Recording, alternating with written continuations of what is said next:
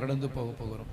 இன்னைக்கு செய்தியுடைய தலைப்பு என்னன்னு சொன்னா மகிழ்ச்சியான குடும்பம். அல்லேலூயா. என்ன குடும்பம்? மகிழ்ச்சியான குடும்பம். இன்னைக்கு குடும்பம், அநேக குடும்பம் இருக்கிறது. குடும்பத்தில் என்ன இல்லை சொல்லுங்களேன்? மகிழ்ச்சி இல்லை, சந்தோஷம் இல்லாமல் இருக்கிறது. குடும்பமா மாறி இருக்காங்க, பிள்ளைகளா மாறி இருக்கிறாங்க. தோத்திரம் எல்லாம் இருக்கிறது. குடும்பத்துக்குள்ள என்ன இருக்கிறது? என்ன இல்லாம இருக்கு? மகிழ்ச்சி. பணம் இருக்கிறது, வசதி இருக்கிறது, வாய்ப்பு இருக்கிறது, எல்லாம் இருக்கிறது. ஆனால் என்ன இல்லை? மகிழ்ச்சி இல்லை. இன்னைக்கு ஒரு மகிழ்ச்சியான குடும்பம் இப்போ இருக்குன்னா நம்ம என்ன செய்யணும்னு ஒரு 7 காரியத்தை சொல்ல போறேன். அல்லேலூயா. வேகமாய் சொல்லி குறிக்கப்பட்ட நேரத்தில் முடிச்சிடலாம். கர்த்தருக்கு ஸ்தோத்திரம். ஒரு மகிழ்ச்சியான ஒரு குடும்பம்.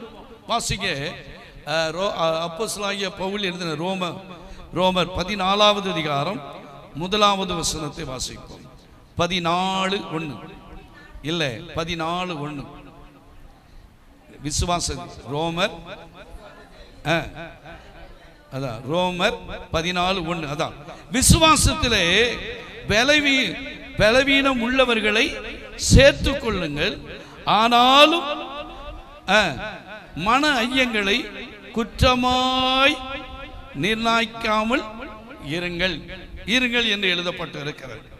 விசுவாசத்திலே பலவீனம் உள்ளவர்களை என்ன செய்யுங்கள்? சேர்த்துக் கொள்ளுங்கள் என்று எழுதப்பட்டு இருக்கிறது. கர்த்தருக்கு ஸ்தோத்திரம். மனைவியை குறித்து வேதத்தில் சொல்லப்பட்டு இருக்கிறது.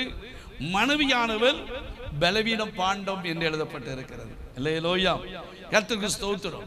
ஒரு மகிழ்ச்சியான குடும்பத்தில் இருக்க வேண்டிய நம்முடைய குடும்பம் சந்தோஷத்தோடு சமாதானத்தோடு இருக்கணும்னா என்ன செய்ய வேண்டும்? ஸ்தோத்திரம். எதை செய்யக்கூடாது என்று நாம் பார்க்க போகிறோம். அல்லேலூயா. குடும்பத்தை குறித்து வேதத்தில் நிறைய சொல்லப்பட்டு இருக்கிறது. கர்த்தருக்கு ஸ்தோத்திரம். ஒரு குடும்ப வாழ்க்கையில நாம் தவிக்க வேண்டிய ஒரு 7 காரியத்தை இந்த நாளில் நாம் பார்ப்போம். 1 பேதுரு 3வது அதிகாரம் 7வது வசனத்தை வாசிங்கன்னா, மனைவி எனக்கு எப்படிப்பட்டவள்? 1 பேதுரு 3:7 அந்தபடி புருஷர்களே மனைவியானவள். அப்ப மனைவியானவள் யாரு? பலவீன பாண்டமாய் இருக்கிறபடியால் உங்கள் ஜெபங்களுக்கு தடை வராதபடிக்கு நீங்கள் விவேகத்தோடு அவர்களோடு வாழ்ந்து உங்களோடு கூட அவர்களும் நித்திய ஜீவனாகிய கிருபையை சுதந்திரித்துக் கொள்ளுவர்கள் ஆகும்படினால அவர்களுக்கு செய்ய வேண்டிய கனத்தை என்ன செய்ய? யார் செய்யணும்? கணவன் செய்யணும். அப்படித்தானே போட்டிருக்கு. என்ன போட்டிருக்கு? அந்தபடியே புருஷர்களே மனைவியானவர் பலவீன பாண்டமா இருக்கிறபடினால உங்கள் ஜெபங்களுக்கு தடை வராதபடிக்கு நீங்கள் விவேகத்தோடு அவர்களோடு வாழ்ந்து உங்களுடைய கூட அவர்களும் நித்திய ஜீவனாகிய கிருபையை சுதந்திரித்துக் கொள்ளும்படினாலே அவர்களுக்கு செய்ய வேண்டிய கனத்தை என்ன செய்யுங்கள். இந்த செய்ய வேண்டிய கனத்தை செய்வோமானால் நம்ம குடும்பத்தில் குடும்ப வாழ்க்கையில பிரச்சனை இல்லை. அல்லேலூயா. செய்ய வேண்டியதை செய்யாமல் இருக்கும் போதுதான் குடும்பத்துக்குள்ள என்னது? குழப்பம், பிரச்சனை. கர்த்தருக்கு ஸ்தோத்திரம். இங்க போட்டிருக்கு மனைவியானவள் பலவீன பாண்டம். ஸ்தோத்திரம். மனைவியானவள் ஒரு மிஷின் அல்ல, கிரைண்டர் மாதிரி, ஸ்தோத்திரம், வாஷிங் மிஷின் மாதிரி. நம்ம என்ன நினைச்சிட்டு இருக்கோம்? மனைவியானவள் ஒரு வாஷிங் மிஷின், கிரைண்டர். ஸ்தோத்திரம். எப்பவும் என்ன செஞ்சுக்கிட்டே இருக்கணும்? வீட்டில் இருக்கிற ஸ்தோத்திரம் கிரைண்டர் கூட எப்பாட்டு தான் அரைக்கும். அது இப்போ என்ன செய்கிறது இல்லை. மாவு பாக்கெட்டில் போச்சு. 30 ரூபா கொடுத்தா என்னது வீட்டில் கிரைண்டர்லாம் தூங்கிட்டு இருக்கு. அதுக்கு ஸ்தோத்திரம். அப்போ இந்த நாளில் மனைவியானவள் பலவீன பாண்டமா இருக்கிறபடினால என்ன செய்யணும்னா அவர்களுக்கு செலுத்த வேண்டிய கனத்தை என்ன செய்யுங்கள்? செலுத்துங்கள். அல்லேலூயா.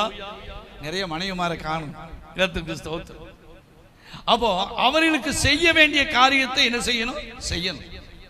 ரோமர் 15:1 வாசிங்க.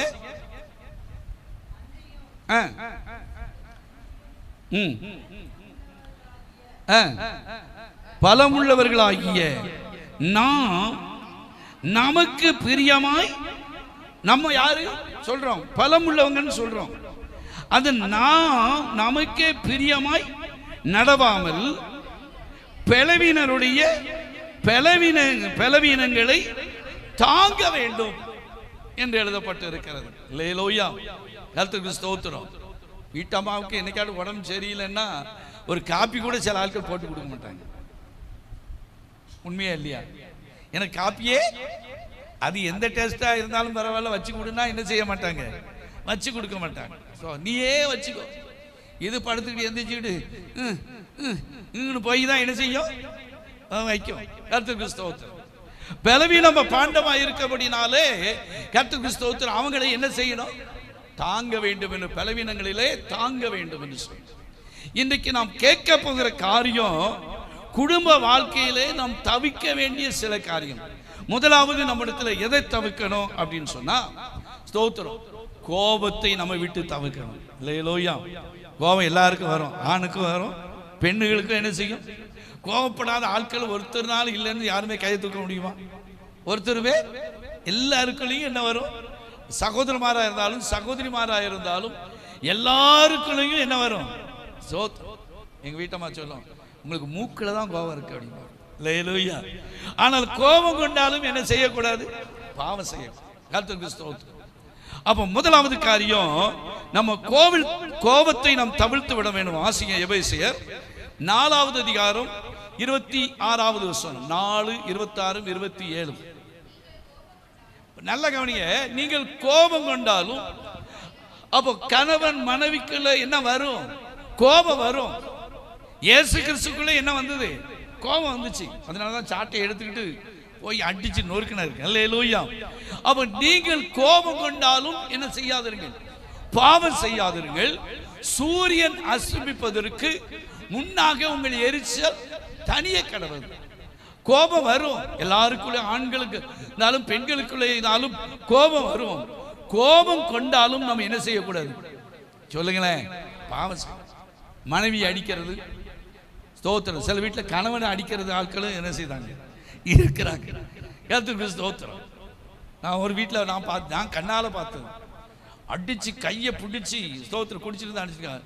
ஸ்தோத்திரம் கர கர கர கர கரன்னு இழுத்து கொண்டு வந்து ரோட்டில் போட்டு போச்சு. இந்த அம்மா எங்க அடிக்க அப்படின்னு ஒரு மிதி, சேலை தொட்டு ஒரு மிதி மிதிச்சு, கர்த்தருக்கு ஸ்தோத்திரம் பா அப்படின்னு ஸ்தோத்திரம். சில இடத்துல பார்த்தீங்கன்னா ஒரு தாலி போட்டிருப்பாங்களே, ஸ்தோத்திரம், சண்டை வந்து இந்த அப்படி தாலி மாறி போயிட்டு ஒரு 2 மாசம் கழிக்கிட்டு மாறி தூக்கி என்ன செஞ்சுக்கிடுவாங்க, மாட்டிக்கிடுவாங்க. கர்த்தருக்கு ஸ்தோத்திரம். அப்போ கோபம் கொண்டாலும் என்ன செய்யக்கூடாது, பாவம் செய்யும். கர்த்தருக்கு ஸ்தோத்திரம். அப்போ இந்த கல்யாணம் முடிச்சு வரும்போதே நல்ல கவனிங்க. கர்த்தருக்கு ஸ்தோத்திரம். எதுக்கு இந்த செய்தி கொடுக்கான்னு எனக்கே தெரியல. கர்த்தருக்கு ஸ்தோத்திரம். அப்போ கல்யாணம் முடிச்சு வரும்போது ஸ்தோத்திரம், அங்க பின்னால மாப்பிள்ளை பொண்ணு வரும்போது பின்னால சீர்வரிசை வரும். என்னதுலாம், பீரோ, கட்லு, மெத்த, ஸ்தோத்திரம், தலைவாணி, மற்ற என்னென்ன ஜாமா உண்டோ எல்லாம் என்ன செய்யும், அதுவும் என்ன செய்யும் பின்னாலேயே வரும்போது வருகிற அம்மா அதோடு சேர்த்து சீர்வரிசையாய் கோபத்தையும் என்ன செஞ்சிருந்தாங்க. நம்மள சொல்லல, இங்க இல்ல, வெளியே சொல்றேன். அல்லேலூயா. சீர்வரிசையும் என்ன செஞ்சிருது சொல்லுங்களேன், வருது. என்னது சீர்வரிசை, என்னது கோபமும் வருகிறது. அல்லேலூயா. ஆனால் வேதம் சொல்லுகிறது, கோபம் கொண்டாலும் என்ன செய்யாதிருங்கள், பாவம் செய்யாது. நான் அடிக்கடி சொல்கிறது தான். கர்த்தருக்கு ஸ்தோத்திரம். ஒரு புருஷன் மனைவியும் கர்த்தருக்கு ஸ்தோத்திரம் அவங்க என்ன செய்தாங்கன்னு சொன்னா, வீட்டில் பேசிக்கிட்டு இருந்தாங்க. பேசிக்கிட்டு இருக்கும்போது ஒருத்தருக்கு ஒருத்தர் பிரச்சனை வந்துச்சு. என்னன்னா, ஸ்தோத்திரம், ஆனா வாங்குற ஸ்தோத்திரம் மாட்டை பாலை நான் தான் என்ன செய்வேன், கறப்பேன். உனக்கு என்ன தெரியும், ஒரு உதஞ்சிரும், அதனால நான் தான் என்ன செய்வேன், கறப்பேன். இப்படி 2 பேருக்கு ஆட்சி ஏற்கனவையும் என்ன செஞ்சது சொல்லுங்களேன், சண்டை போட்டுக்கிட்டே இருந்தாங்க. ஸ்தோத்திரம். சண்டை பெருசாயிடுச்சு. இல்லை நான் தான் கறப்பேன், இல்லை நான் தான் கறப்பேன் அப்படின்னு. கடைசியா ஊர் நாட்டாமையிட்ட கூட்டிட்டு போனாங்களாம். ஊர் நாட்டாமையிட்ட போய், ஐயா ஆம்பளை தானே பாலை கறக்கணும், ஆனா இந்த அம்மா ஸ்தோத்திரம் பெண்ணா இருந்துக்கிட்டு மாடு உதஞ்சுனா என்ன செய்ய, பல்லுகள்லாம் போயிரும்ல, இவ தான் கரைக்கன்னு இது பண்றா. அவ எங்க 2 பேத்துக்குள்ள இந்த பிரச்சனை தீர மாட்டேங்குது, அதனால தீர்த்து வைங்க. மாட்டை எங்க? மாடே வாங்கல. அல்லேலூயா. மாட்டை வாங்காமையே என்ன வருது? சண்டை. சில வீட்டில் பாருங்க, சோத்திரம் இடம் வாங்குறதுக்குள்ளேயே இடம் வந்துடும், சண்டை. கர்த்தருக்கு ஸ்தோத்திரம். அட்வான்ஸே போட்டிருக்காது, ஆனா இடத்தை பேசி முடிக்க கடையில் ஒரு பெரிய சண்டையே என்ன செஞ்சிடும், வந்துடும். அல்லேலூயா. ஆனால் கோபம் கொண்டாலும் என்ன செய்யாதீங்க. இன்னொரு இடத்துல இதே போல கணவன் மனைவியும் சண்டை போட்டுக்கிட்டே இருந்தாங்க. என்ன சண்டை போட்டாங்கன்னா, வீட்டுக்கு ஒரு பூனைக்குட்டியை தூக்கிட்டு வந்திருக்காங்க. சோத்திரம். ரோட்டில் நின்ன பூனைக்குட்டியை தூக்கிட்டு வந்து வளர்ப்பணும், சின்ன குட்டி. அப்போ வளர்க்க ஸ்தோத்திரம், அதை கொண்டு வந்து பால் ஊற்றி அதை வளர்க்கணும்னு சொல்லி வளர்க்கும் போது ஸ்தோத்திரம் அந்த அம்மா சொல்லுது, இது பெண் குட்டி, பெண் பூனை அப்படின்னு. அவர் சொல்லுதா என்ன பூனை? ஆண் பூனை. 2 பேத்துக்கு வயாம பிரச்சனை. இப்போ நினைச்சாங்க 2 பேருக்குள்ள ஏன் இந்த வாக்குவாதம்? தோத்துறோம். அதனால நம்ம வீட்டில் வேலை செய்யறா பத்தியா, சமையல் வேலை செய்யறாங்க, அவளை கூப்பிட்டு அங்கிருந்து கேட்டுக்கிட்டு இருந்தா. சோத்துறோம். இது ஆண் பூனை அப்படின்னு சொன்னா நம்ம வீட்டம்மா நம்மளை விட்டு என்ன செஞ்சிடும், வீட்டை விட்டு வெளியே நிற்கிறோம். சோத்துறோம். அப்போ பெண் பூனைன்னு சொன்னா சோத்துறோம், எஜமா நம்மளை என்ன செஞ்சிருவாரு, வீட்டை விட்டு ஒன்னே இங்க வா அப்படின்னு கூப்பிட்டாங்க. 2 பேரும் சேர்ந்து அவ என்ன கரெக்டா சொல்றாரோ சோத்திரம் சொல்றபடிதான் நம்ம இந்த பூனையை என்ன செய்யணும், வளர்க்கணும். என்ன பூனைங்க அவ கையில வாங்கினா சோத்திரம், வாங்கிட்டு சொன்னா சோத்திரம், இது பாதி ஆண் பூனை பாதி பெண் பூனை அப்படின்னா. எதுக்கு அப்படி சொன்னேன் அப்படின்னு கேட்டா சோத்திரம், எனக்கு அங்க எஜமான் சம்பளம் கொடுக்கணும், அவருக்கு சப்போர்ட்டாவோ இங்க மிச்ச மீதி கிடைக்கதும் என்ன செய்யக்கூடாது. அந்த அம்மா 2 பேருக்கு சரியா சொல்லிட்டோம்னா ஒரு பிரச்சனையும் இல்லை. இதே போலதான் அப்போ முதலாவது காரியம் கர்த்தருக்கு ஸ்தோத்திரம், கோபம் கொண்டாலும் பாவம் செய்யாது. அல்லேலூயா, அல்லேலூயா. கோபம் எவ்வளவு நேரம் இருக்கணும்? வாசிக்க பார்ப்போம். சங்கீதம் 30வது சங்கீதம் 5வது வசனம். சங்கீதம் 30:5. அவருடைய கோபம் 1 நிமிஷம். அதுல வாசித்தோம், சூரியன் அஸ்தமிக்க முன்பாக உங்கள் கோபம், உங்க எரிச்சல் என்ன செய்யணும். இங்க அவருடைய கோபம் 1 நிமிஷம், அவருடைய தயவு நீடிய வாழ்வு. அப்ப அவருடைய கோபம் 1 நிமிஷம் இருக்குமானா, அவருடைய பிள்ளைகளா இருக்கிற நமக்கும் ஸ்தோத்திரம், நம்ம கோபம் வந்தாலும் அது 1 நிமிஷத்துல என்ன செய்யணும், மாறணும். அல்லேலூயா, அல்லேலூயா. அப்பா கோவச்சுக்கிட்டு போய் சிலர் ஸ்தோத்திரம் மாசக்கணக்கா என்ன செஞ்சிருவாங்க, உட்கார்ந்துருவாங்க. அம்மா வீடு போதும்னு என்ன செஞ்சிருவாங்க, உட்கார்ந்துருவாங்க. அவருடைய கோபம் 1 நிமிஷம், அவருடைய தயவோ. அதுக்கு ஒரு மனுஷனை சுட்டி காட்ட விரும்புகிறேன். சிம்சோன் அந்த கோபத்தினால என்ன உண்டானது? வாசிங்க நியாயாதிபதிகளின் புத்தகம் 14வது அதிகாரம் 19வது வசனத்தை வாசிக்கும். நியாயாதிபதிகள் 14, 19, 20. கர்த்தருடைய ஆவி சிம்சோன் மேல இறங்கியிருந்தால்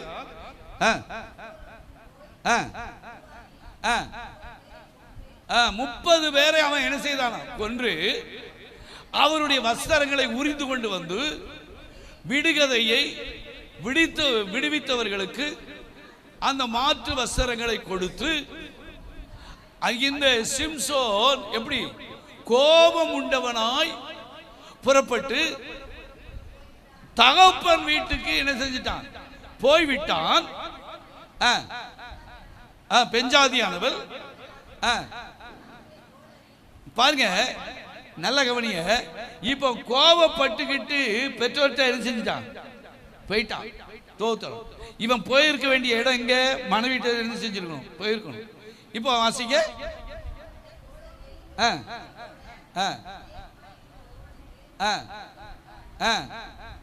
போதும், அவ்வளவுதான். என்னன்னா இப்ப ஸ்தோத்திரம், இப்ப கோவச்சுக்கிட்டு போனதுனால மனைவி இன்னொரு பக்கம் போயிட்டான். அப்படித்தானே போட்டிருக்கு. அப்போ ஒரு கோபம் வந்து ஒரு குடும்பத்தையே என்ன செய்கிறது, அழிக்கிறது. அல்லேலூயா. அதுக்கு தான் கோபம் கொண்டாலும் என்ன செய்யாதீர்கள், பாவம் செய்யணும். கர்த்தருக்கு ஸ்தோத்திரம். முதல் காரியம், கோபத்தை நாம் தவிர்க்க வேண்டும். ஒரு மகிழ்ச்சியான, நிறைய வசனம் சொல்லலாம், ஒரு மகிழ்ச்சியான குடும்பமாக இருக்க வேண்டுமானால் நமக்குள்ள ஒருவருக்கு ஒருவர், கணவன் மனைவிக்குள்ள கோபம் வரும். வீட்டுக்கு வாசப்படி இருக்கும். ஆனாலும் கொஞ்ச நேரத்துக்குள்ள அதை என்ன செய்யணும்? எனக்கு ஒரு நண்பர் உண்டு, ஏற்கனவே நான் சொல்லியிருக்கேன். வீட்டம்மாட்ட ஸ்தோத்திரம் சண்டை போட்டுட்டு பேப்பர், இன்றைக்கு மீன் குழம்பு வைக்கவும் அப்படி எழுதி அதில் துட்டியும் வச்சிருவாரு. வேலைக்கு போகும்போது இல்லை எலோயா கர்த்தருக்கு ஸ்தோத்திரம். வேலைக்கு போகும்போது கடையில் சாப்பிட்றோம், இன்றைக்கு தோத்திரம் நான் கடையிலே சாப்பிட்டு கொள்வேன் அவனு துட்டு வைக்காம போயிடுவார். இன்னைய வரைக்கும் நான் அன்னைக்கு ஒரு நாள் கேட்டேன், ஏன்னா அக்கா எப்படி இருக்காங்க, அன்னைக்கு ஆரம்பிச்சதுதான் இன்னைக்கு வரைக்கும் அப்படித்தான் இருக்கு. பேரமத்தி எடுத்தாச்சு. முதல் கோணர் முற்றும் கோணர். ஒரு ஸ்தோத்திரம். அப்போ தேவ பிள்ளைகளாக இருக்க நாம் கோபம் கொண்டாலும் பாவம் செய்யாதீர்கள்.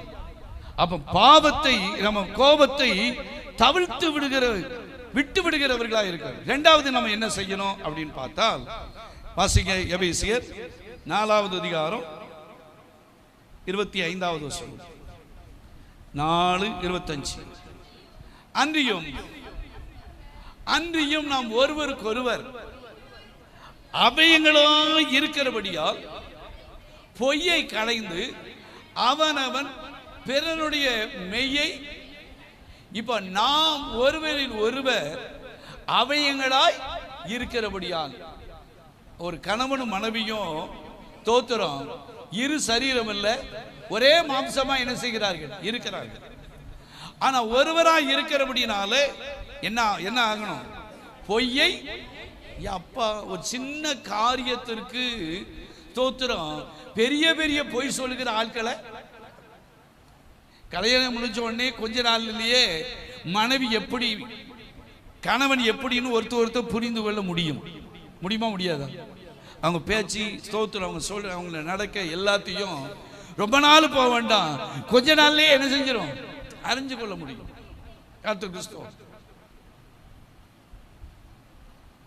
அப்ப ரெண்டாவது காரியம், எனக்கு தெரியும் ஒரு சகோதரன் கல்யாணம் முடியறதுக்கு முன்னாலேயே தெரிஞ்சு வேண்டான்ட்டான். அவன் கேட்டான், கல்யாணம் முடிஞ்சு அதுக்கு முன்னால அவன் கேட்டா, சம்பளம் வாங்கி ஏண்ட தருவீங்களா, உங்க அம்மாட்ட கொடுப்பீங்களா?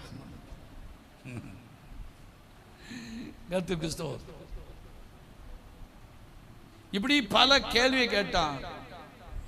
அவ கேட்க ஆரம்பிச்ச உடனே, அட சாமி, கல்யாணம் முடிக்க முன்னாலேயே இந்த கண்டிஷனா? நீயே இருந்துக்கோ, இந்த வேண்டாம். பேசி முடிச்சு நிச்சயம்லாம் பண்ணி ஸ்தோத்திரம் பல லட்சங்கள் செலவு பண்ணி வாஞ்சி போச்சு. அப்போ தேவ பிள்ளைகளா இருக்க நமக்குள்ளே ரெண்டாவது காரியம் என்னன்னு, பொய்யை என்ன செய்யணும்? புருஷனுக்கு தெரியாம கடை வாங்குறது. அப்பா சிலரை பார்த்தீங்கன்னா, வர்ற 4 சவுளிக்காரன் வந்தா 4 சவுளிக்காரன்ட்டையும் சேலை பிறக்கிறது. புதுசா கட்டணும். துட்டு இருந்தா வாங்கி கட்டுறதை பத்தி தப்பு இல்லை, கடை வாங்கி கட்ட வேண்டிய அவசியம் இல்லை.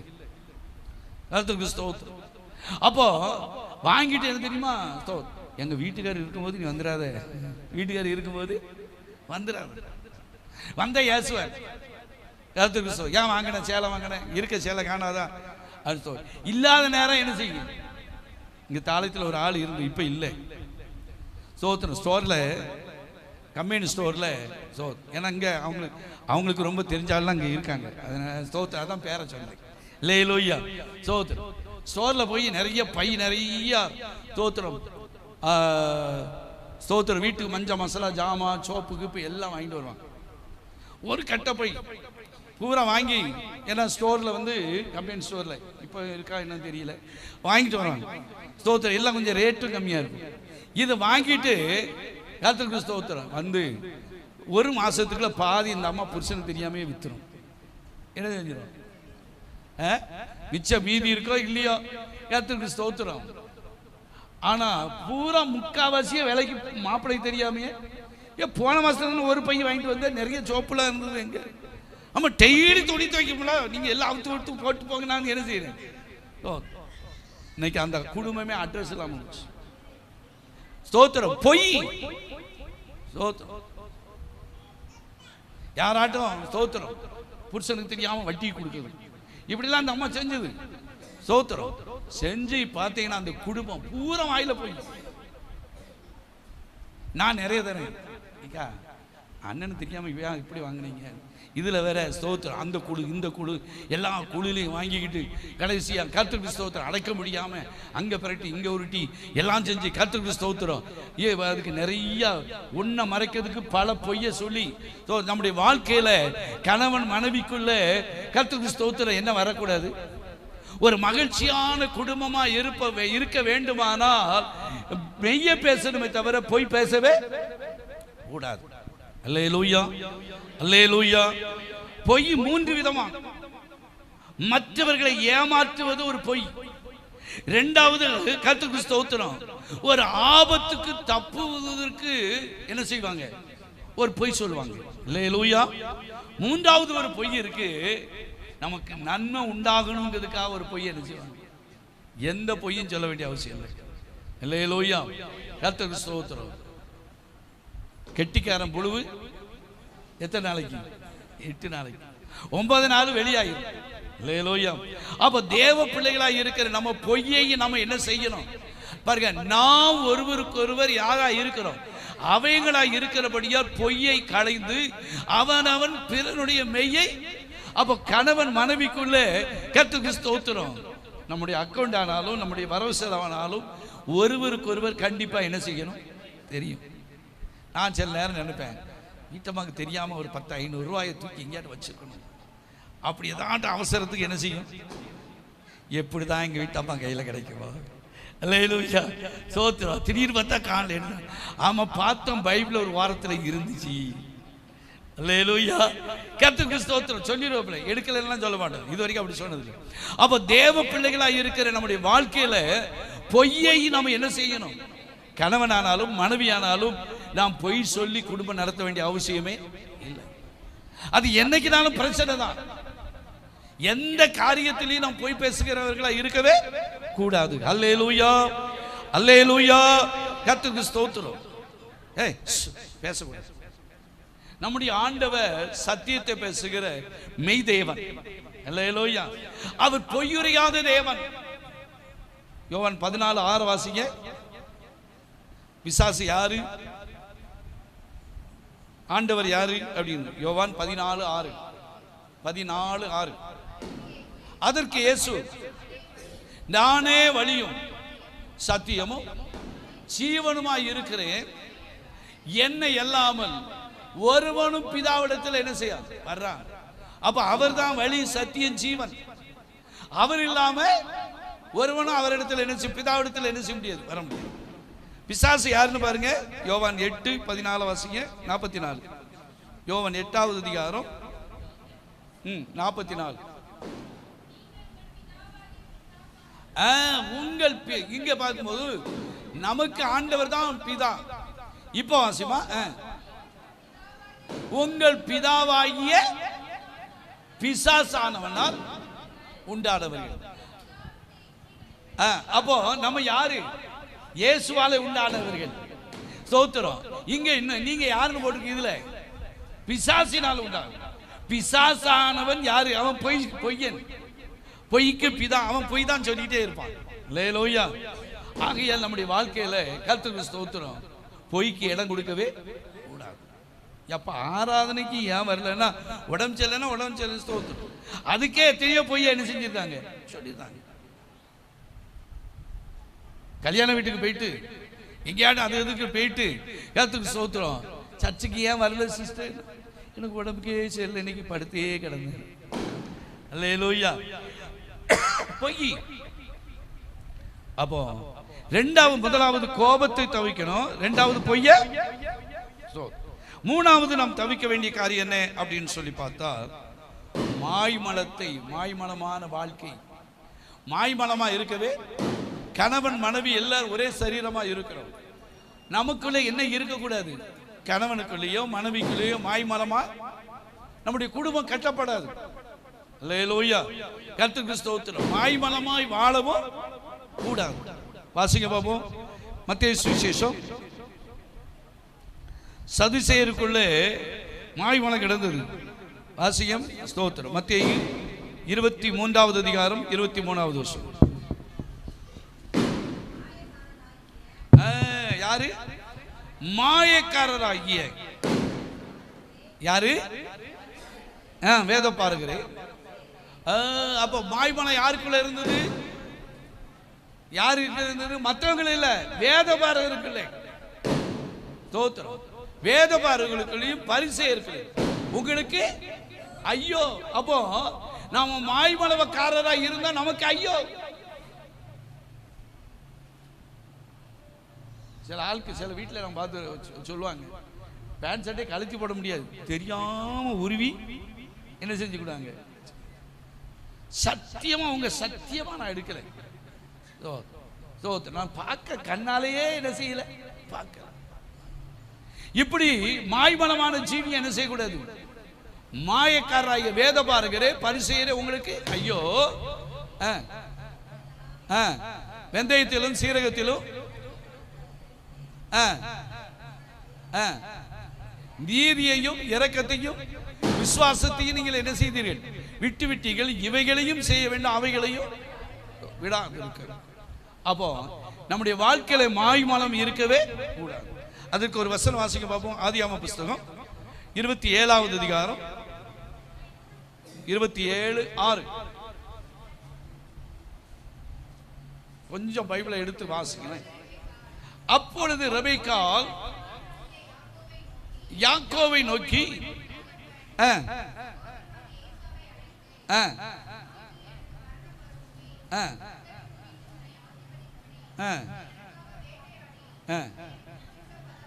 நீங்க அதில் நல்லா கவனிச்சீங்கன்னா, ஈசாக்குக்கு வயசாயிடுச்சு.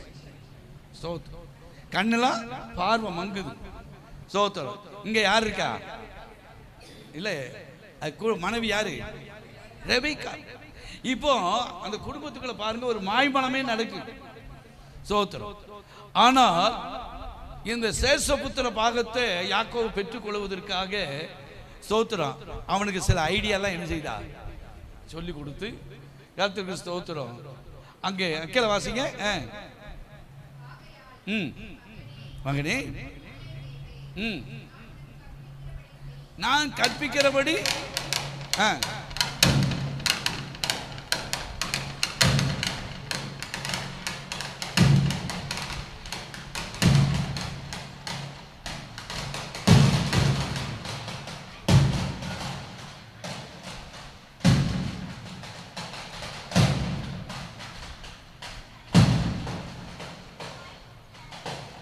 அங்க மாய்மலத்தை பாருங்க.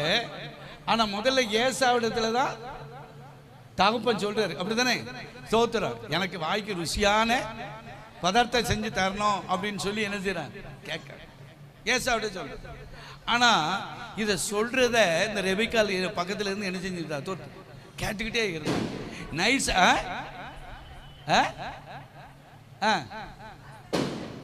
கேட்க மாட்டேங்க. நீ ஆட்டு மந்தைக்கு போய்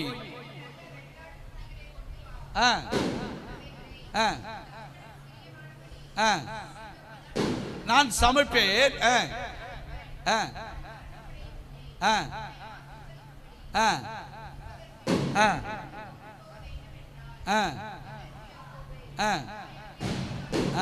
தன் தாயாகிய ரெபெக்காளை நோக்கி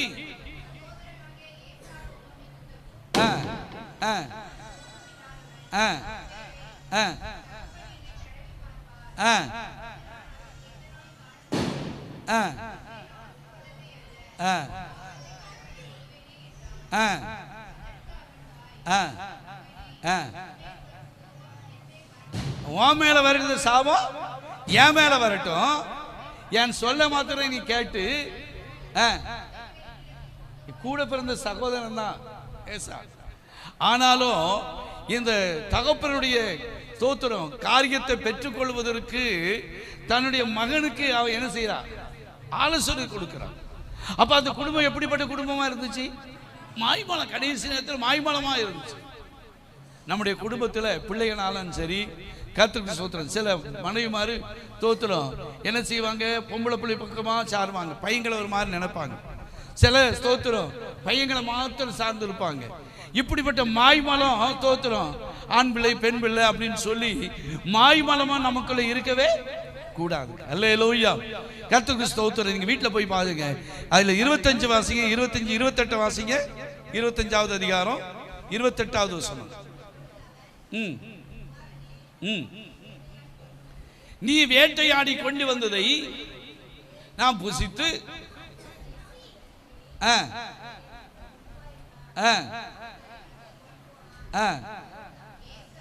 இல்ல இல்ல வாசிங்க.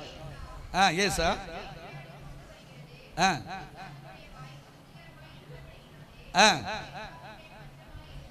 ஏசா மேல என்ன செய்தானா, பச்சமா இருந்தான்.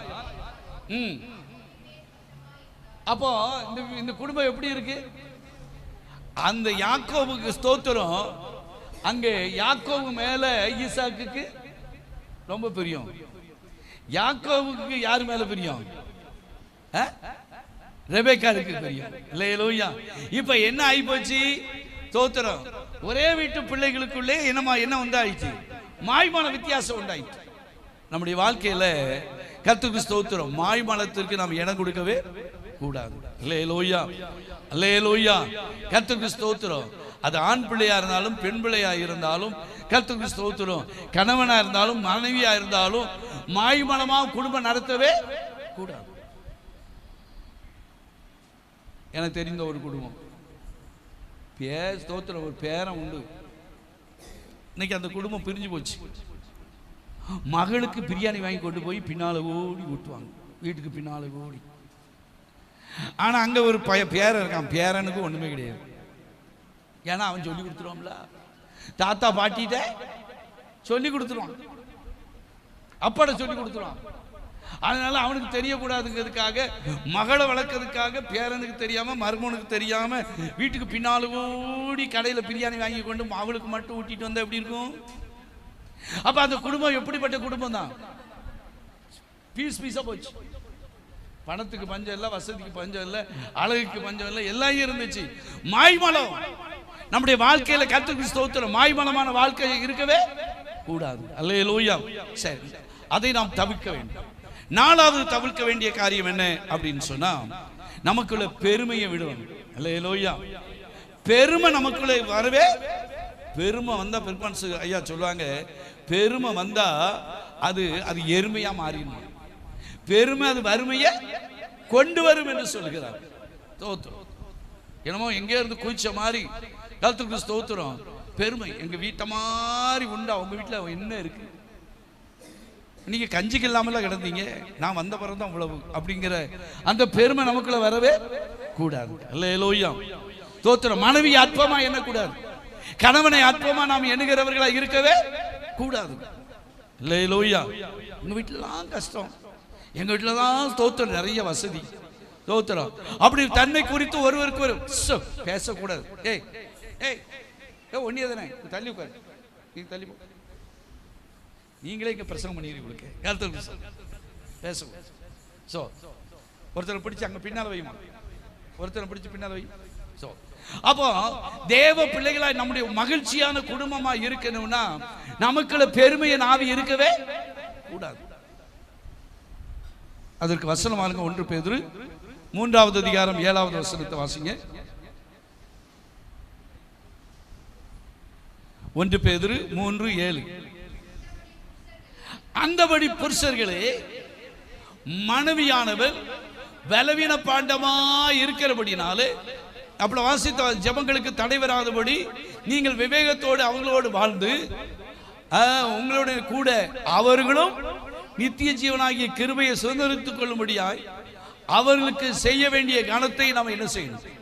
அப்போ ஏன் கணத்தை செய்யணும் அப்படின்னு சொன்னா, கர்த்தருக்கு ஸ்தோத்திரம், நம்மளை அதிகமாய் கனப்படுத்தி நாம் ஒருவருக்கொருவர் புரிந்து வாழும்போது நிச்சயமாய் நமக்குள்ள பெருமையின் ஆவிக்கு இடமே இல்லை. அல்லேலூயா. கர்த்தருக்கு ஸ்தோத்திரம். கொஞ்சம் வீட்டில் வசதி இருந்துட்டா போதும். ஸ்தோத்திரம். உங்க வீட்டில் என்ன வச்சிருக்கீங்க? நான் எங்க வீட்டில் பார்த்தீங்கன்னா எத்தனை பேருக்கு எங்கள் அம்மா சோறு பொங்கி போடுவாங்க, எவ்வளோ இது பண்ணுவாங்க, இங்கே கஞ்சிக்கே வழி இல்லையே அப்படிலாம் இப்படிலாம் தன்னை குறித்து என்ன செய்யும். பெருமை உள்ளவருக்கு தேவன் எதிர்த்து நிற்கிறார், தாழ்மை உள்ளவருக்கோ கிருபை அளிக்கிறார். அல்லேலூயா, கர்த்தருக்கு ஸ்தோத்திரம். ஒரு நடந்த ஒரு சம்பவத்தை சொல்றேன். ஒரு கணவன் மனைவி, அவங்களுக்கு 3 பிள்ளைகள், நல்ல கர்த்தருக்கு ஸ்தோத்திரம் கிறிஸ்தவர்கள் தான், நல்ல வசதி வாய்ப்பு எல்லாம், 2 பேரும் நல்ல கவர்மெண்ட் வேலை பார்க்கிறவர்கள். 3 பிள்ளைகளையும் நல்லா படிக்க வைத்தார்கள். அல்லேலூயா, 3 பிள்ளைகளையும் நல்லா படிக்க வைத்து நல்ல ஸ்தோத்திரம் படித்து வேலைக்கு போக ஆரம்பித்தார்கள். அப்போ நினைச்சாங்க, ஒரு கர்த்தருக்கு ஸ்தோத்திரம் ஒரு இடம் வாங்கி ஒரு வீட்டை, இது வரைக்கும் 2 பேரும் கவர்மெண்ட் வேலை பார்த்துருக்கிறோம், நடந்த சம்பவம். இது வரைக்கும் நம்ம ஒரு சொந்த வீடு கட்டலை, ஆனால் ஒரு நல்ல வீட்டை என்ன செய்யணும், கட்டணும். சரின்னு சொல்லிட்டு கர்த்தருக்கு ஸ்தோத்திரம், நீங்களும் கவர்மெண்ட் வேலை பார்க்கீங்க, நானும் சரி 2 பேர் பொறுத்து இருக்கலாம். ஸ்தோத்திரம். அந்த அம்மா சொல்லுது, என் பேர்ல தான் அந்த பத்திரம் என்ன செய்யணும், இடத்த முடிக்கணும். இவர் சொல்றாரு, நான் தான் குடும்ப தலைவன், என் பேர்ல தான் முடிக்கணும். உங்க வீட்டில் ரொம்ப வசதி, அவனுக்கு வேலை தானே இருந்துச்சு, ஸ்தோத்திரம், ஆனா என் பேர்ல தான் முடிக்கணும். 2 பேத்துக்குள்ள என்ன செஞ்சது சொல்லுங்களேன், பிரச்சனை ஓவர் ஆயிடுச்சு. இவர் பார்த்தாரு, இவ பேருக்கா முடிக்கணும், ஸ்தோத்திரம், கிடக்கட்டும் பாப்போம். அப்போ ஒன்று மனைவி தெரியாமல் போய் இவர் பேர்ல